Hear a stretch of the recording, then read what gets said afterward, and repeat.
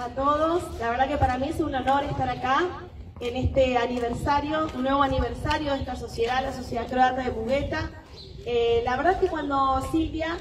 empezamos a conversar de la importancia que tenía este edificio, esta sociedad en la vida de Villa Mugueta, dijimos, se necesita que esto sea un patrimonio cultural de nuestra provincia. Una provincia que es un crisol de culturas, de un montón de asociaciones que viven acá, que conviven acá en nuestra provincia, de italianas, de españolas, de croatas, de un montón de instituciones que hacen que la vida de un pueblo sea esto de poder convivir y poder representar y poder también conocer otras culturas. Así que enseguida presentamos el proyecto, enseguida se tardó un poquito en aprobarse, pero por suerte pudimos lograrlo y esto es patrimonio de nuestra provincia. Así que yo agradecer poder estar hoy acá, poder compartir, poder traer la placa, que en realidad la placa es de la Cámara de Diputados y Diputadas de la provincia, pero también nosotros tenemos